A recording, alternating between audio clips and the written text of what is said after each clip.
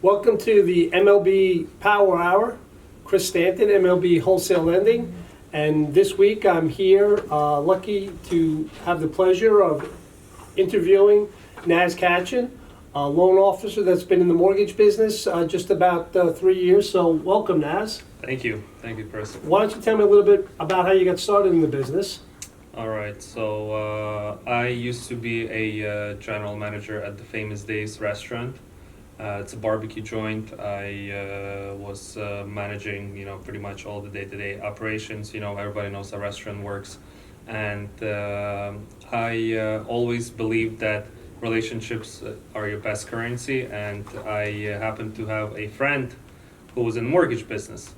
And my restaurant was shutting down due to financial reasons. And I've asked him for an internship.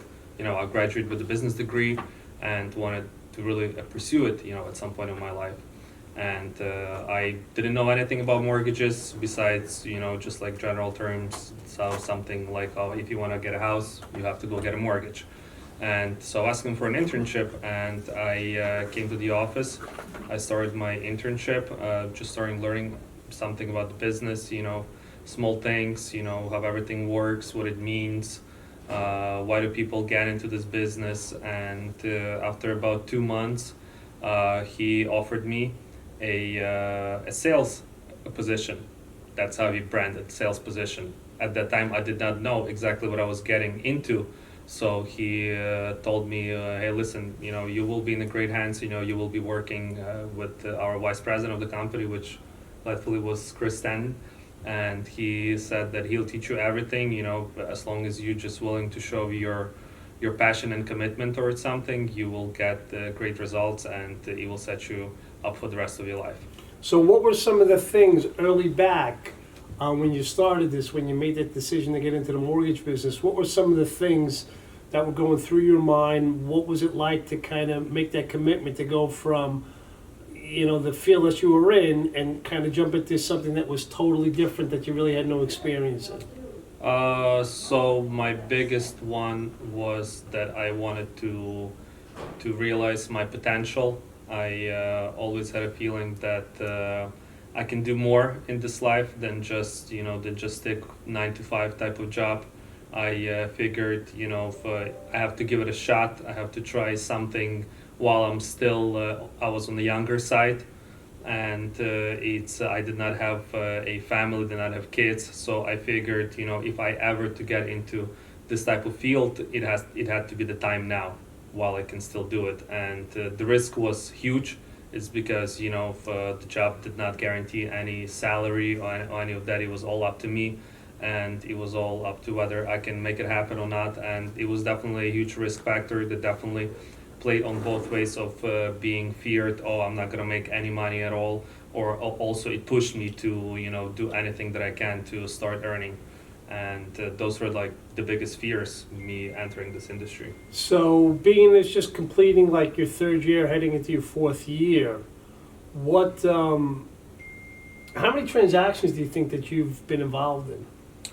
I've been involved at around, probably for the past 3 years, I've been involved, if I had to say the number, around 300-400 transactions. Okay. So how were you able to do that, be involved in 300 or 400 transactions when you just started brand new in the business? So my path is working as your assistant at first, just to kind of learn the business and see how everything works. Is just shadowing you, following you, looking of how you deal with clients, learning the language of mortgage business, just knowing the process, and just do it day to day. I went in all 100%, and I did not have no part-time jobs. I did not have anything. So if you just come and you show the commitment to come every day and be here every day and just observe and monitor and be involved and asking for work, you will learn. Because I could have also just come and shadow and just you look from behind. But if I didn't ask for work, I wouldn't gotten it. So I always had to ask for it. Hey, how would you do this? Why does this work like that? Why this works differently? Obviously, also started from my test.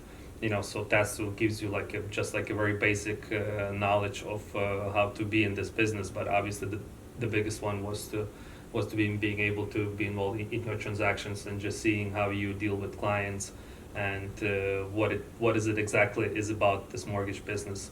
It is not just like a transaction at the counter where you just come and, hey, I want this water and here's the water and goodbye. It's a lot more than that. So from when you started, and then you finally got licensed, having completed, 3 full years, what do you think the number one thing that contributed to your success? The number one thing is, I would say, commitment to do this type of job with the passion and just believing, and following the steps. Could you talk a little bit more about your commitment in following the steps? Yes. So what I mean by that is, when I came into this business, I was giving a somewhat like a structure of how everything works. And you mentioned that previously. It's like one of your favorite quotes. You can do it your way, or you can do it the way that it's been working for the past 100 years. So there is no. It's not science. It's not It's not something like that I have to reinvent or like rediscover. I just had to follow something that much more successful people did prior to me. So just showing that commitment and do it on a daily basis. That's something that just I've gained a lot of knowledge and confidence, because you cannot have confidence if you have no knowledge, if you don't know what you're talking about. You talk about what you're doing daily. Could you talk a little bit about what you do daily? Do you have a calendar that you follow? Or what do you do on a daily basis? Yes. So thankfully, right now I'm at the position where I have everything somewhat structured to my liking, and I split my day into different hours with categories. So, for example, when I on Mondays I call realtors from 9 to 11 o'clock. After 11 o'clock, I start looking at the current deals that I have in the pipeline. Then, if I have any appointment scheduled, I go to see my appointments. I might have long consultations. Then I follow up with the realtors that I had to follow up from the earlier. Then I always check with my processing and underwriting, just monitoring and observing how everything goes, if everything's on schedule. If I have any sort of questions, I also have to make up time that I can come see you, and if you have any issues to go over with. And on Tuesday, I go and I start just looking I spend at least 2 hours of just calling up every single person that's involved in the current transactions that we have, and just letting them know how everything goes, and just seeing if there's anything that I can do. And when you talk about calling everybody in the transaction, who do you mean by that? So when borrowers are buying the house, it's not just the realtor and the bank who are involved. There's a lot more people who are involved in this. So you submit your offer with the realtor, and in order to submit an offer, you need a mortgage pre-approval to do that. So you have a mortgage loan officer, you have the realtor, and besides that, you need a lawyer who's going to make sure that the transaction goes smooth and all of the terms and of the deal are correct. Then you also have title work, and title people are also crucial to the transaction, is because they go over all of the liens, all of the taxes, and anything like that could be involved on the selling or buying side. And they come across a lot of transactions more than us or the realtor, is because they deal with bunch of realtors, they deal with bunch of banks, and it's crucial to reach out to them and just kind of establish some sort of the relationship in order to see whether I can help somebody else who, for example, has been denied or their transaction is not working out. It's very important for me to get my name out there. It's because my goal is to help as many people as I could possibly can, and if I have free time, that's what I'm focusing on. So you spend a good amount of time not only working with the client who's going to be your client, right, purchasing the property, you also devote a specific time and on a specific day being able to reach out to title companies, listing Insurance agents, agents, attorneys, and insurance agents as well, as part of what your daily routine is. Yes. Okay, and how about the rest of the week? Well, rest of the week is so for example, for the first 4 days, I am trying to to make as many as possible introductions to the new people, and then I will either try to to make appointments with them and just to meet them in person. I like to meet people in person just so we can get better understanding and see if we would be a great fit for each other. And then rest of the week, I enjoy my time off with my family. Okay, so how much time do you take off? How much time do I take off on a yearly basis? Well, yearly basis. In the last year, In last year, so have you been any place cool? Yes. I do value traveling. Traveling is something that's very important to me, and I've never been in the position while being in this business that I would have to tell myself, oh no, I can't do this, or right now is not a good time. It's when I plan it, I stick to it. I obviously have to make sure that everything around it works, but it's not, there was not a time that I had to be, like, hey, can you like help me out with this or help me out with that? It's very possible. I've traveled to Europe multiple times throughout last year. I've traveled to Florida. I've traveled to many other cool places in the USA as well. So if I had to say, I definitely probably was just spending just my time alone. I would say about 2 months of the year. So you've been in business just a little bit over 3 years. Yes. And the system and the habits that you practice about having that schedule and having things follow a certain system has enabled you to basically work 10 months out of the year. Yeah, you can say that. And, without getting too personal, Naz is almost in the double comma club. And for you, those of you that don't know, when you write a number, the goal is to be in a double comma in what the number is, not a decimal point, kind of double comma. So we have somebody who's kind of brand new into the industry, 3 years.